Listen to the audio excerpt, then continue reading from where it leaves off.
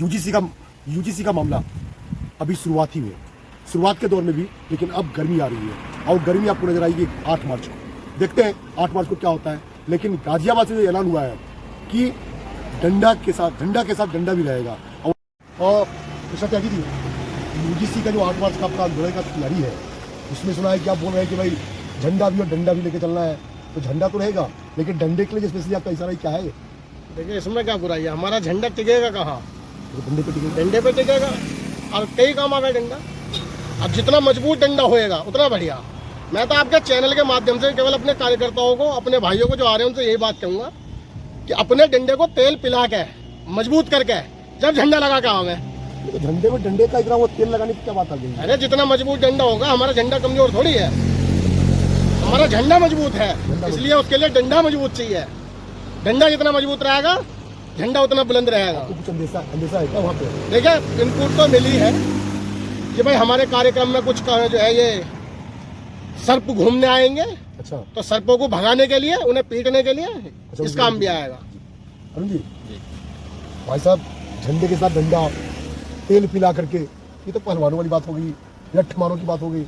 क्या यूजीसी में इसकी? देखो वो एक ही चीज है, झंडा ऊंचा तो रहेगा ही रहेगा डंडे से। डंडा तो ऊंचा है हमारा। हाँ, उसके साथ साथ डंडा मजबूत रहेगा तो छिपे हुए कीड़ों को निकालने में भी अच्छा कारगर रहेगा, और डंडा मजबूत रहेगा तो जिसकी लाठी उसी की भैंस। अभी जंतर मंतर पे पिछले दिनों जो बात हुई थी, वहाँ पे कुछ लोग ऐसे भी होते हैं कि रुचि तिवारी पत्रकार है, उनके ऊपर हमला भी हुआ था।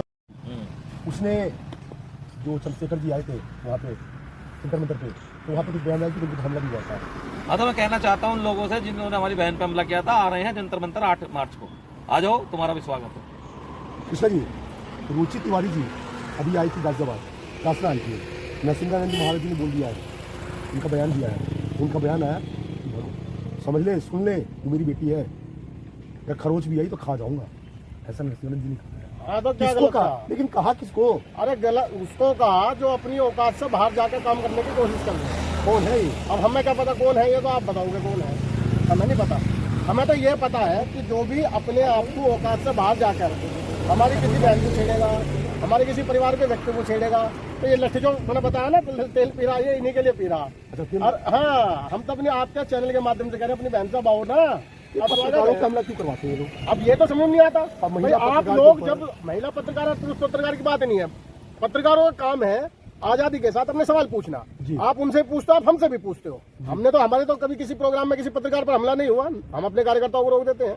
उनमें ऐसी चिड़न क्या होती है हमें तो समझ नहीं आता। उनसे 2 सवाल आप जो है पूछ लो, वो तो सीधा बोली तुम ब्राह्मण हो। हमें ब्राह्मण होना गुनाह थोड़ी है। ब्राह्मण होना अगर इस देश में गुनाह हो तो कहा दो मोदी जी से। ब्राह्मण होना अगर इस देश में गुनाह हो तो कहा दो संविधान में लिख दो कि ब्राह्मण होना गुनाह है। ब्राह्मण होना गुनाह तो नहीं है, संविधान में तो कहीं लिखा नहीं है। जब चीजें लिखी नहीं है तो ये हो क्यों रहा है?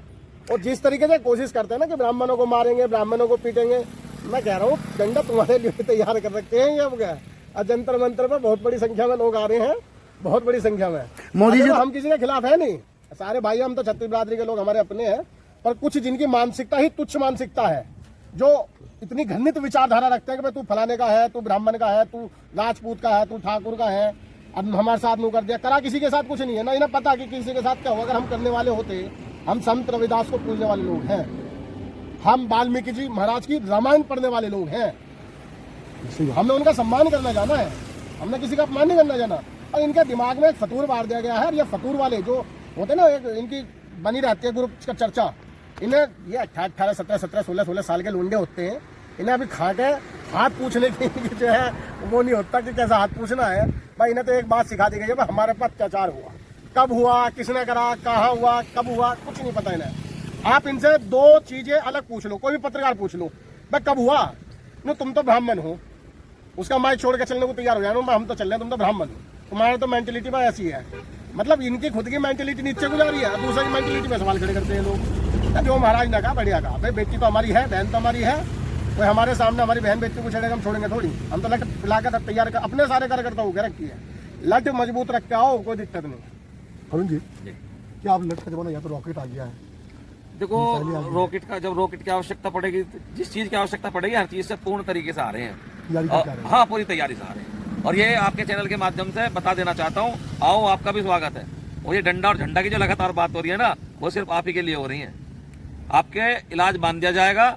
और बाकी अम्बेडकर जी का हम बहुत सम्मान करते हैं और उनकी नीतियों का हम सम्मान करते हैं। ऐसा नहीं है चंद्रशेखर जैसे टुच्चे नेता लोगों को बरगला कर राजनीति फंसा रहे हैं। नेता बनना है तो बहन जी से बनो, मायावती जी से सीखो, आपको सिखा देंगे। हम उनके समर्थक हैं, उनका सम्मान करते हैं। ऐसा नहीं है ना अम्बेडकर जी का, भाई ने कहा रविदास जी का, हम इनके किसी भी महापुरुष होता है वो जाति में नहीं होता। हम हर महापुरुष का सम्मान करते हैं, पर जो हमारी बहन बेटियों पे गलत निगाह डालेंगे और जैसे हुआ सबका इलाज होगा।